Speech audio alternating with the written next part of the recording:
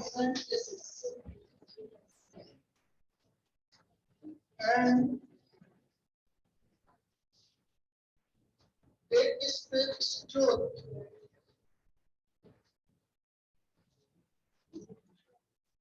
In 25% cases.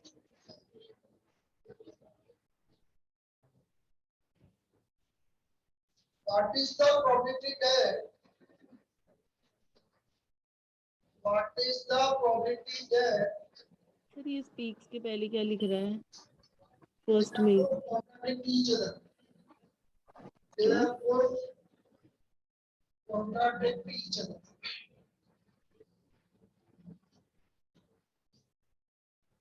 What is the probability there? They would contradict each other.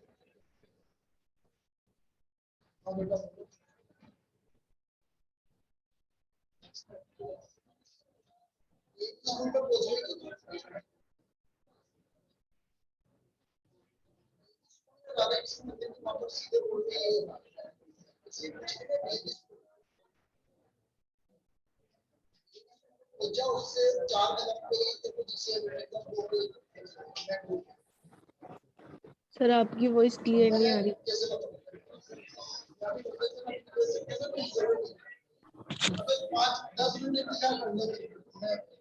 पहले भी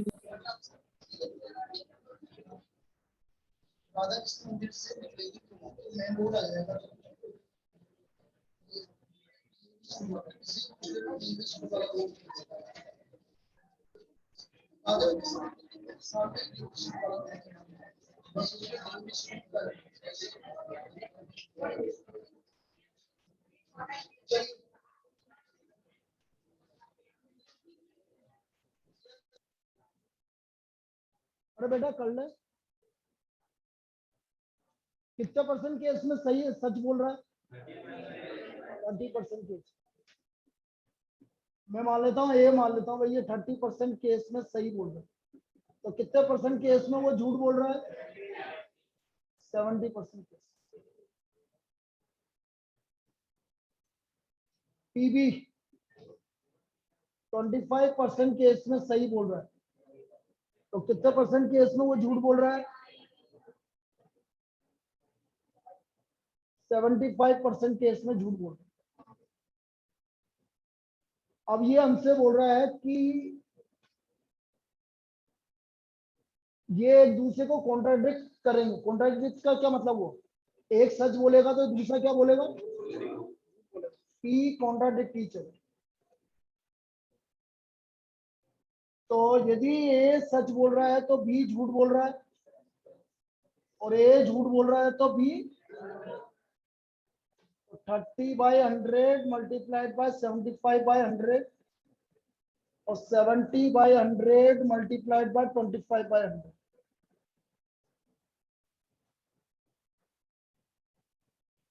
ये आ गया 105 प्लस 25 इंटू 7 कितना आ गया? 0.28।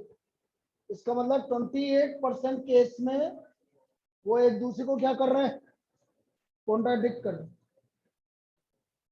28% केस में वो एक दूसरे को कॉन्ट्राडिक्ट कर रहे हैं। लिखो इसको।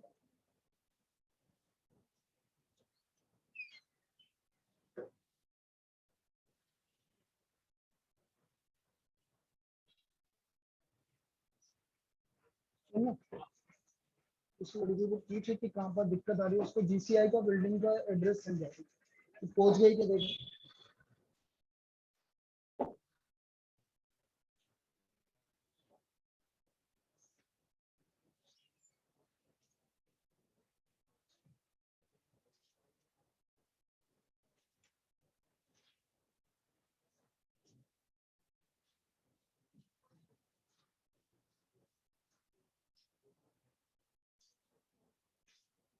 चलिए नेक्स्ट।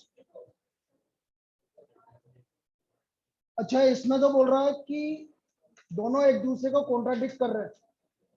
यदि वो आपसे बोलता है कि दोनों एग्री कर रहे हैं सेम फैक्ट पर,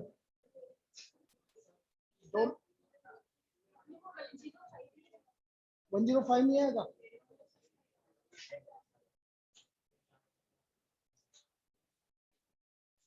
कितना हो गया? 40% हुआ है क्या? यस। अभी तो क्या बोल रहे थे कि ये कॉन्ट्राडिक्ट कर रहे हैं। यदि हम हमसे बोला जाता दोनों एग्री कर रहे हैं तो क्या आता? फिर ये आता ये इंटू पीबी प्लस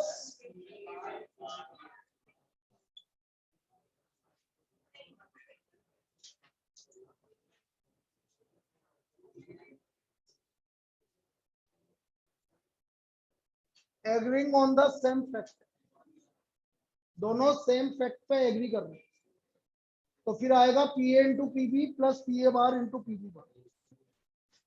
दोनों एग्री कर रहे हैं सेम फैक्ट।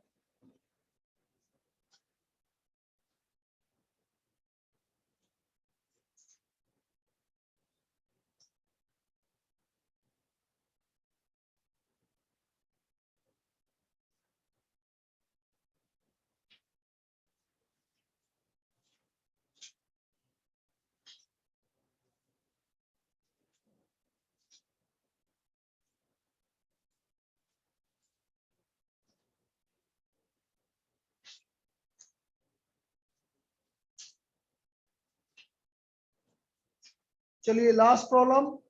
अब देखो आपको इसके बाद क्या क्या करना है सुन लो।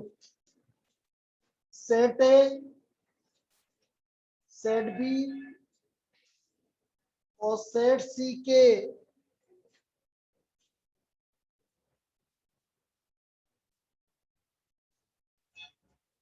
वन टू 50, बाकी के मैंने करवा दिए और एक और बचा हुआ है पीछे 21 एंड 22। वैसे 15 तक भी एक दो प्रॉब्लम करवा दी लेकिन ये आपको करना है। इसको हम कल जितना कर सकते हो कल डिस्कस करेंगे। Set A, set B, set C के 1 to 15, 21 एंड 20, बाकी के बीच के मैंने करवा दी।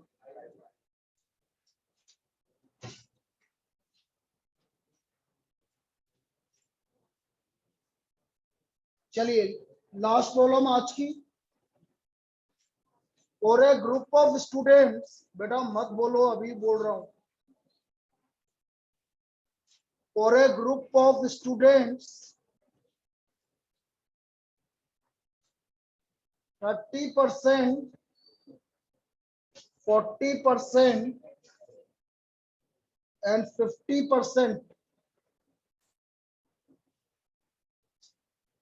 failed in physics, chemistry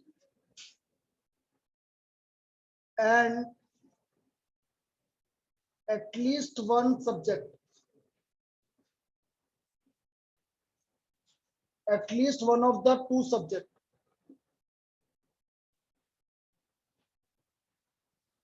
Respectively.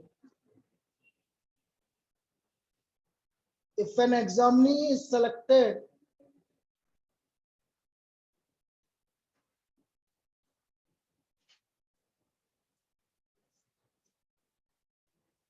at random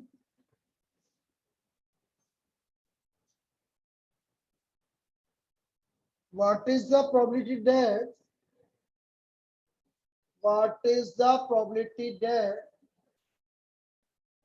he passed in physics,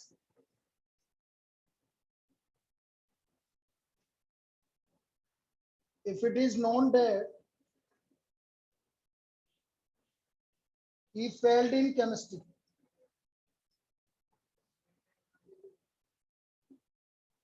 He failed in chemistry. ये हमें निकालना।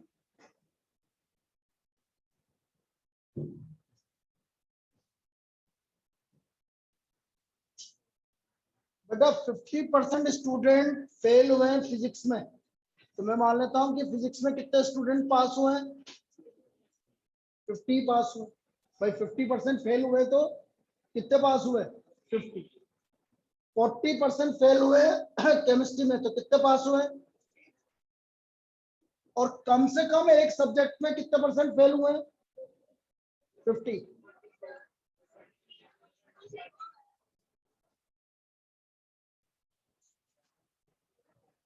कम से कम एक सब्जेक्ट में कितने फेल हुए हैं? तो बेटा पास कितने हुए? 50 पास हुए। भाई कम से कम एक सब्जेक्ट में फेल हुए हैं, तो दोनों सब्जेक्ट में कितने पास हुए हैं? 50। दोनों सब्जेक्ट में कितने पास हुए हैं? 50। ये समझ में आ गया? अब मुझे निकालना है कि फिजिक्स में तो पास हुए हैं लेकिन केमिस्ट्री में फेल हुए। कंडीशनल प्रोबेबिलिटी, फिजिक्स में पास हुए हैं गिवन है आपको, केमिस्ट्री में फेल हुआ, तो P physics upon P intersection C bar upon P C bar. फॉर्मूले से इन दोनों का कॉमन ऊपर आएगा नीचे। इसको कैसे लिखोगे? PP minus P intersection C 1 minus PC. निकालो उसको, बोलो भाई। 70 माइनस 50 और 1 माइनस पीसी कितना हो गया? 40/100। 1/2 कितना आ गया? 0.5। अभी समझा रहे हैं? ये आ गया आपका 0.5।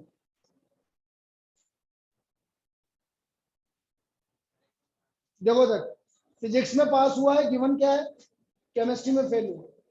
अब कंडीशनल प्रोबेबिलिटी लगानी है आपको। कंडीशनल प्रोबेबिलिटी में क्या होता है? इन दोनों का कॉमन आता है ऊपर और नीचे इसकी प्रोबेबिलिटी आती है।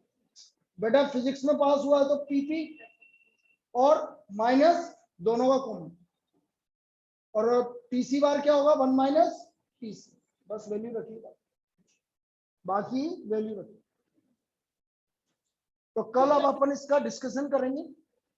सर ये केमिस्ट्री में 60 कैसे है? बेटा 40% फेल हो गए तो पास कितने परसेंट हुए?